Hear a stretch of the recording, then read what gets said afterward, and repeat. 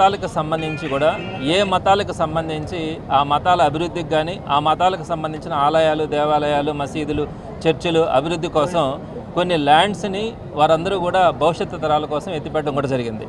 ప్రధానంగా హిందూ మతానికి సంబంధించి అన్ని దేవాలయాలకు కూడా దానికి సంబంధించినటువంటి ల్యాండ్స్ ఉన్నాయి. అలానే ముస్లిం మైనార్టీలకు సంబంధించి వాళ్ళకు వక్ఫ్ బోర్డ్ ప్రాపర్టీస్ ఉన్నాయి. అలానే చర్చిలకు సంబంధించి కానీ క్రిస్టియన్స్కి సంబంధించి కానీ వాళ్ళకు కూడా కొన్ని ఆస్తులు ఉన్నాయి. ఇలా వారందరూ కూడా ఆ ఆస్తులను కాపాడుకుంటూ దానికి సంబంధించినటువంటి మసీదులు కానీ ఆలయాలు కానీ దేవాలయాలు కానీ వాటన్నిటి కూడా వాటి పరిరక్షణ కానీ అక్కడ ఉన్నటువంటి పేదవాళ్లకు వాటన్నిటిని కూడా సహాయం చేసే లక్ష్యంతో ఇవన్నీ కూడా మొదటి నుంచి కూడా ఆనవాయితీగా జరుగుతున్నటువంటి అంశం.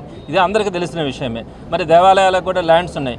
ఈరోజు మనం చూస్తూ ఉన్నాం, అటుపక్క తిరుమలను చూస్తే నడి రోడ్లో పెట్టినటువంటి పరిస్థితిని కూడా గమనిస్తూ ఉన్నాం. ఇటుపక్క చూస్తే మైనారిటీలకు సంబంధించి అయితే వక్ఫ్ బోర్డు ఆస్తులకి ఎక్కడా కూడా పరిరక్షణ లేనటువంటి పరిస్థితి. వాటిని ఎవరైనా కూడా ఏ విధంగానైనా కూడా వాడుకోవచ్చు అనే పరిస్థితిలో ఈరోజు మనం చూస్తా ఉన్నాం. జిల్లా అధ్యక్షుడుగా కాకాని గోవర్ధన్ రెడ్డి గారు, ఆయన సమక్షంలోనే ఉన్నటువంటి ఎమ్మెల్సీ చంద్రశేఖర్ రెడ్డి గారు,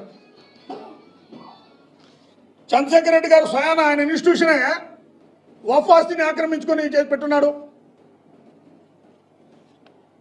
459/1/1 సర్వే నంబర్ 1 ఎకరా 83 సెంట్లు వాహపేటలో ఉన్నటువంటి అబ్బాస్ అలీ ఖాన్ మసీదుకి సంబంధించిన వక్ఫ్ నోటిఫైడ్ అయిన వక్ఫ్ ఆస్తి గెజిట్ నోటిఫికేషన్ ఉంది.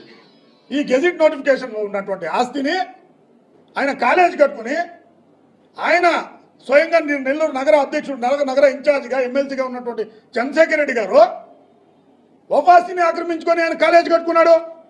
మీకెక్కడ ఉంది నైతిక హక్కు అంటా నేను? వక్ఫ్ ఆస్తుల గురించి మీ ఇష్టానుసారంగా గత ప్రభుత్వంలో వక్ఫ్ని దుర్వినియోగం పాలు చేసినటువంటి మీరు ఈరోజు వక్ఫ్ ఆస్తుల గురించి మాట్లాడుతున్నారు.